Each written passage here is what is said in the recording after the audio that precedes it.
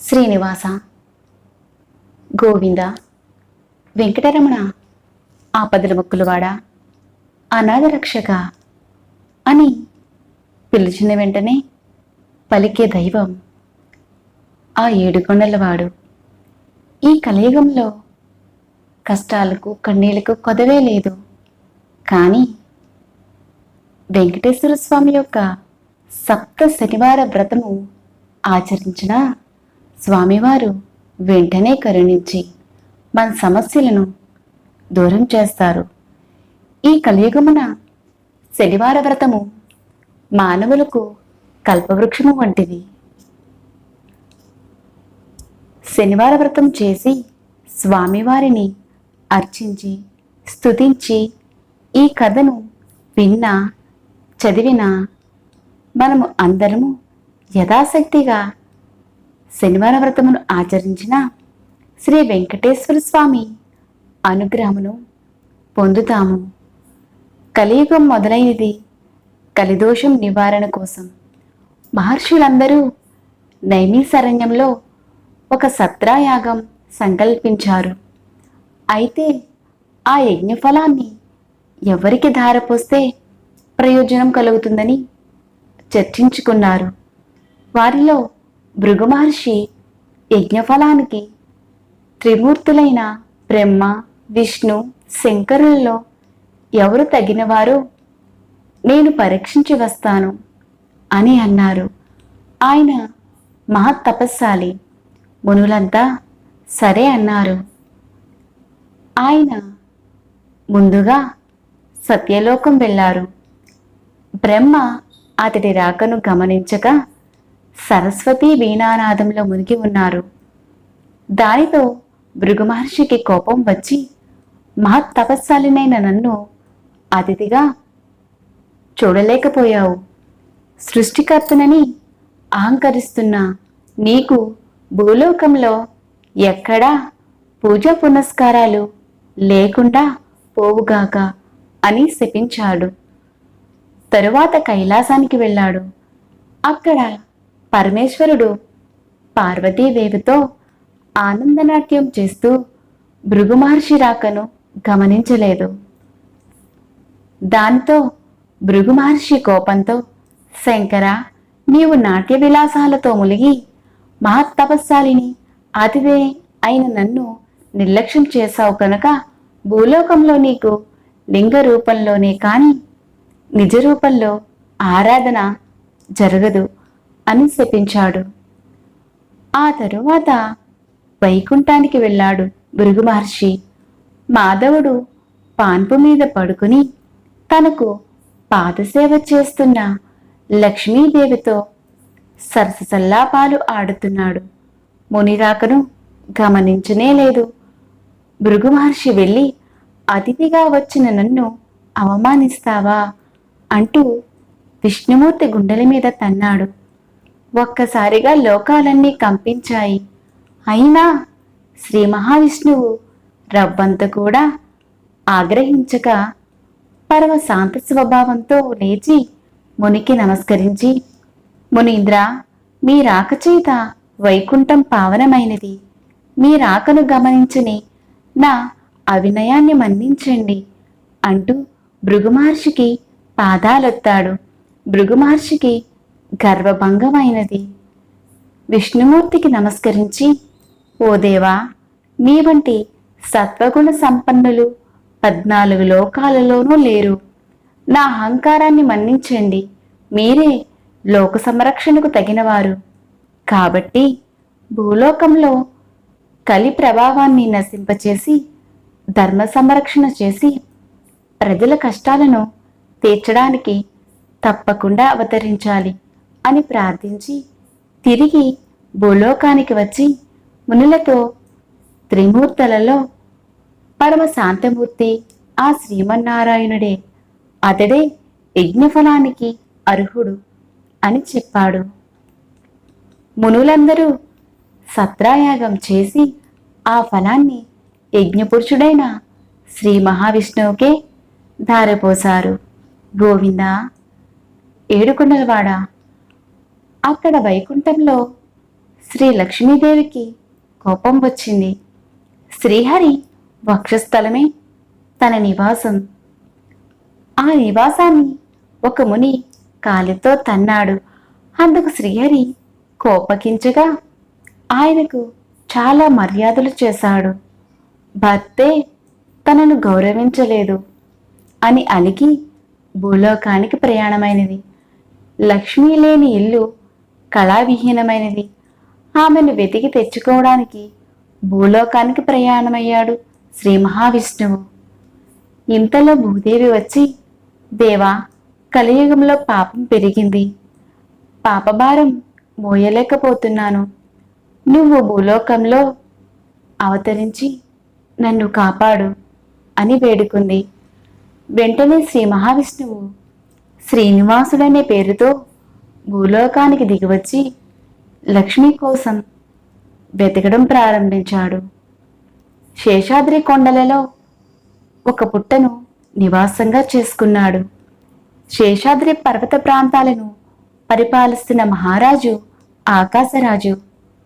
అతడు సంతానం లేక పుత్రకామేష్టి వ్రతం చెయ్యబోతూ భూమిని దున్నుతుండగా నాగలికి ఒక బంగారు పెట్టె తగిలింది.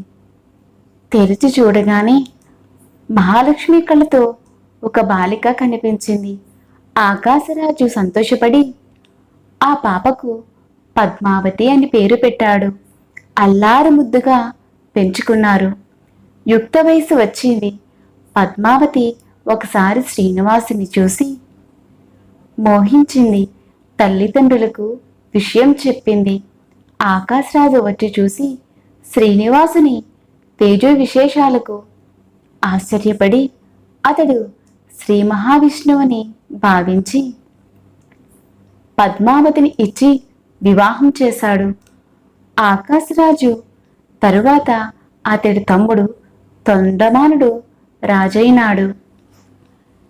శ్రీనివాసుడు వెంకటేశ్వరుడను నామంతో తిరుమల శిఖరాల మీద కలియుగాంతం వరకు నివసించాలని నిశ్చయించుకుని సాలగ్రామ శిలారూపుడై పద్మావతి భూదేవులతో నివసించసాగాడు. తొండమానుడు శ్రీ వెంకటేశ్వరునికి ఆలయం నిర్మించాడు. తనను సేవించే భక్తులకు కల్పవృక్షం లాంటి వాడైన శ్రీనివాసుడు ఇప్పటికీ భక్తులను సంరక్షిస్తూ అక్కడ నిలిచి ఉన్నాడు.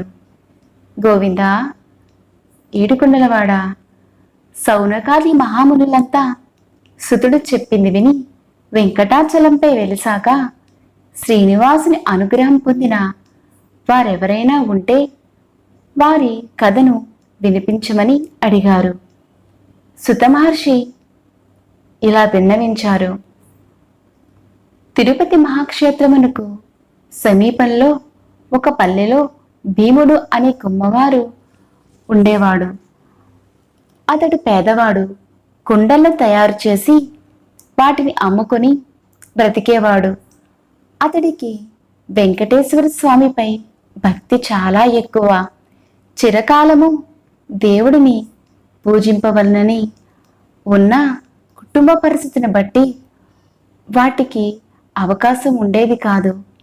అందువలన తాను కుండలను తయారు చేయు ప్రదేశమున శ్రీ వెంకటేశ్వర స్వామి వారి ప్రతిమను చేసి ప్రతిమను అక్కడే ఉంచుకొని సారిపై కుండలను తయారు చేస్తున్నప్పుడు తన చేతికి అంటిన మట్టిని పుష్పముగా చేసి భక్తితో స్వామివారి ప్రతిమ వద్ద ఉంచేవాడు. అది వారికి నిత్యము కృత్యమయ్యను. ఆ ప్రాంతమును పరిపాలించు రాజు తొండమానుడు కూడా శ్రీ వెంకటేశ్వర స్వామి యందు భక్తి కలవాడు.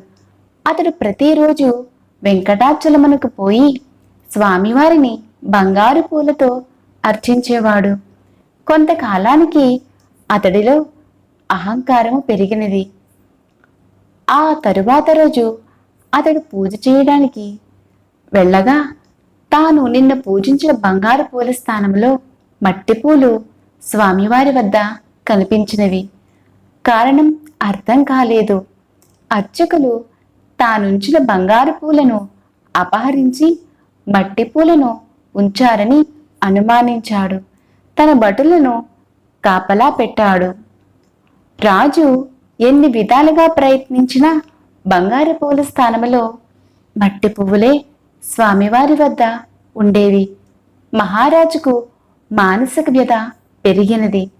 చింతాపీడితుడైన వానికి శ్రీ వెంకటేశ్వర స్వామి కలలో కనిపించి, రాజా, సమీపంలో గ్రామమున భీముడనే కుమ్మరివాడు కలడు. అతడు కుండలు చేయుచున్న నా నామస్మరణను ధ్యానమును విడువని మహాభక్తుడు.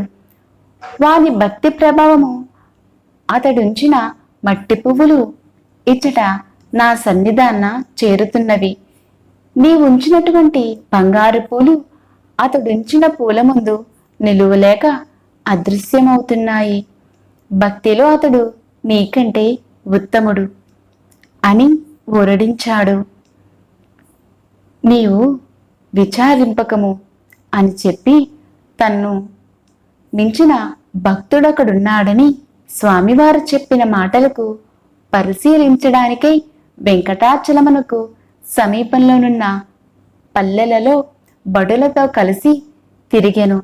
ఒక పల్లెలో చారిపై కుండ నుంచి తిప్పుతూ చేతికి అంటిన మట్టిని పుష్పముగా చేసి సమీపంలో ఉన్న శ్రీ వెంకటేశ్వర స్వామి వారి ప్రతిమకు సమర్పిస్తున్న భీముణ్ణి చూసి ఆశ్చర్యపడెను. రాజు భీముని సమీపించి, ఓయి, నీవు స్వామిని మట్టి పూలతో పూజించుటకు ఎలా నీకు పూజకు పుష్పములు దొరకలేదా అని అడిగాను. భీముడు రాజుకు నమస్కరించి, మీ వంటి వారు వచ్చుటచే నా ఇల్లు పావనమైనది స్వామి. నేను చదువురాని మూర్ఖుడను. స్వామివారిని పూజించుట ఎలానో తెలియనివాడను, దరిద్రుడను.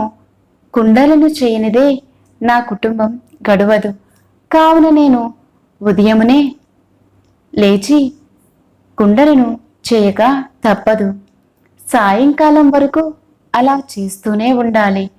చేతికి అంటిన మట్టినే పుష్పముగా చేసి ఇలా స్వామివారికి సమర్పిస్తున్నాను అంటూ విన్నవించుకున్నాడు. కుమ్మరివాని మాటలను విన్న రాజు మిక్కిలి ఆశ్చర్యపడి కుమ్మరివాని భక్తికి మెచ్చి వానికి నమస్కరించి తన రాజ్యానికి వెళ్ళిపోయెను.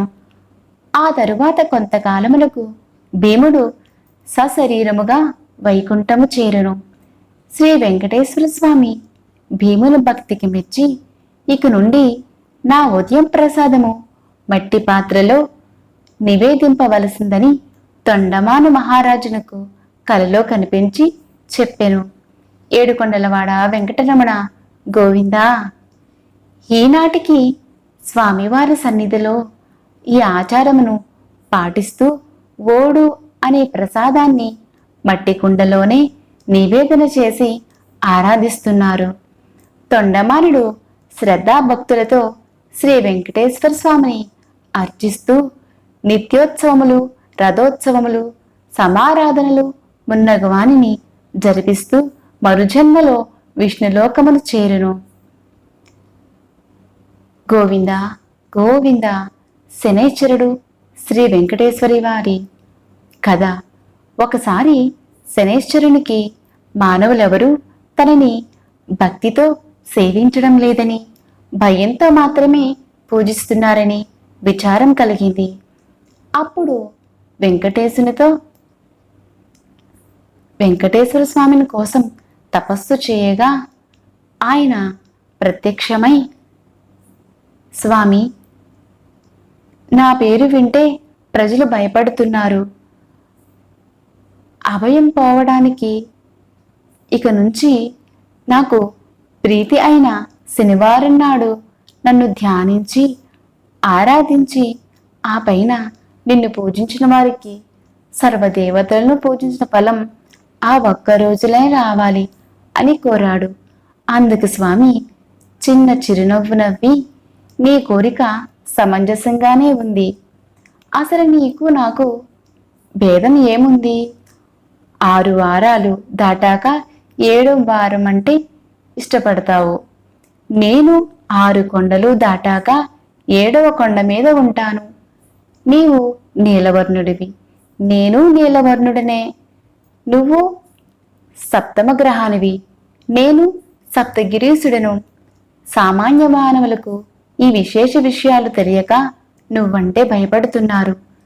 నిన్ను నన్ను వేరుగా చూస్తున్నారు. నువ్వు కోరిన వరాన్ని అనుగ్రహిస్తున్నాను. ఏ భక్తులు 7 శనివారాల పాటు నిన్ను ముందు పూజించి ఆ తరువాత నన్ను పూజిస్తూ సప్త శనివార మహావ్రతంగా ఆచరిస్తారో వారు సమస్త దోషాల నుండి విముక్తులై సౌఖ్యాన్ని పొందుతారు. ఆయురారోగ్య ఐశ్వర్యాలను సకల శ్రేయస్సులను పొందుతారు. ఇందులో సంశయం ఏమీ లేదు అని వరమిచ్చాడు. సౌనకాది మునులంతా సుతుడు చెప్పింది విని చాలా ఆనందించారు. ఈ సప్త శనివార వ్రతం ఆచరించి శ్రీనివాసుని అనుగ్రహం పొందిన వారెవరైనా ఉంటే ఆ కథను వినిపించమని అతనిని అడిగారు. సుతుడు ఇలా చెప్పనారంభించాడు. ఏడుకొండలవాడ గోవింద, దేవదత్త దంపతుల శనివార వ్రత కథ. పూర్వకాలం కాంచీపురంలో దేవదత్తుడని ఒక బ్రాహ్మణుడు ఉండేవాడు. అతడు వేదాంగ పారంగతుడు. అతనిని భార్య మాలిని, వారిద్దరూ అతిథుల్ని ఆదరిస్తూ గృహస్థ ధర్మాన్ని పాటిస్తూ ఉండేవారు. వారికి శ్రీ వెంకటేశ్వర స్వామి ఇలవేల్పు. ఒకనాడు వారింటికి కాశీయాత్ర చేసి వచ్చిన ఒక బ్రాహ్మణోత్తముడు వచ్చాడు. ఆ దేవదత్త దంపతులు ఆయనను సాక్షాత్తు వెంకటేశ్వర స్వామిగా భావించి అతిథి మర్యాదలు చేశారు. భోజనానంతరం ఆ బ్రాహ్మణుడు వారి జాతకాలు పరిశీలించి చూసి, జాతకం ప్రకారంగా దేవదత్తునికి శనిదోషం వలన అపమృత్యువు కలిగే సూచనలు కనబడుతున్నాయని, ఆ అపమృత్యు దోష పరిహారం కోసం సప్త శనివార వ్రతం చేసి అటు శనేశ్వరుణ్ణి ఇటు శ్రీ వెంకటేశ్వర స్వామిని భక్తిగా ఆరాధించవలసిందని చెప్పాడు. అమ్మా, నీవు శ్రద్ధ వహించి నీ భర్తను కూడా సప్త శనివార వ్రతం చెయ్యడానికి ప్రోత్సహించి నీ సౌభాగ్యాన్ని నిలుపుకోవాలి సుమా అని హెచ్చరించాడు. సప్త శనివార వ్రత విధానాన్ని వివరించాడు.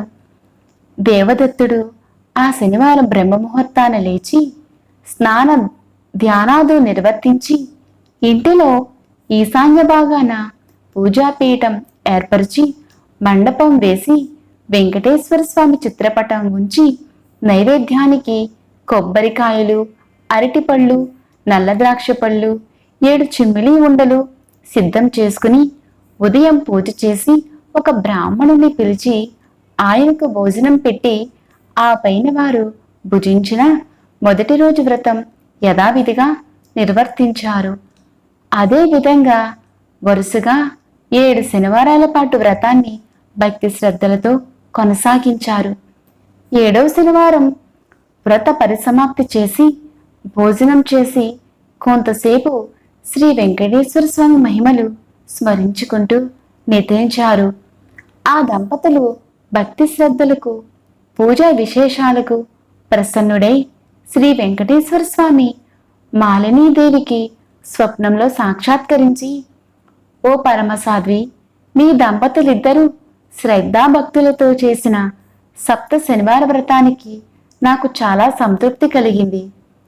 ఆ వ్రత ప్రభావం వలన నీ భర్తకు శనేశ్వర దోషం, అపమృత్యు భయం కూడా తొలగిపోయాయి.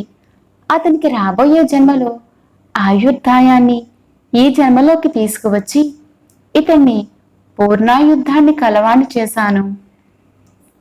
మీరిద్దరూ సుఖశాంతులతో ఆనందంగా 100 ఏళ్ళు జీవించి ధర్మార్థ కామమోక్షాలను 4 పురుషార్థాలను సాధించుకుంటూ మీ మానవ జన్మను సార్థకం చేసుకోండి అని దీవించి అదృశ్యమైనాడు.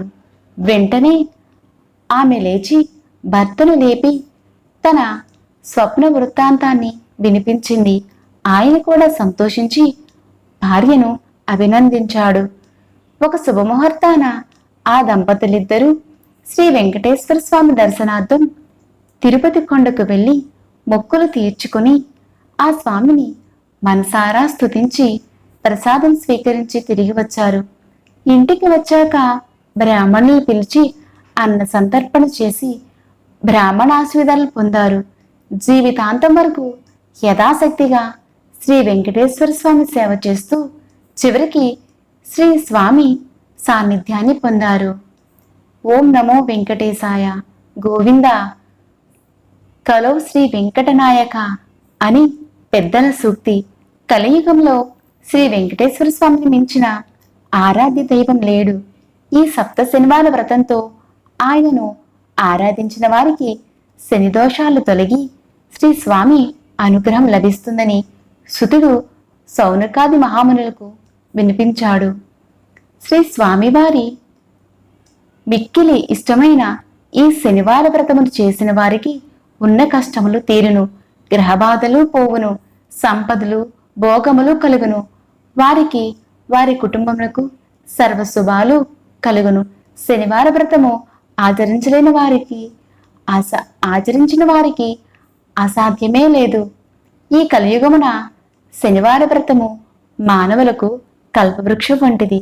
శనివార వ్రతము చేసి స్వామివారిని అర్చించి స్తుతించి ఈ కథను చదువుకున్న విన్నవారు ధన్యులు. కావున మన అందరము యథాశక్తిగా శనివార వ్రతము ఆచరించి శ్రీ వెంకటేశ్వర స్వామి అనుగ్రహాన్ని పొందిదుముగాక. ఏడుకొండలవాడ వెంకటరమణ గోవింద గోవింద.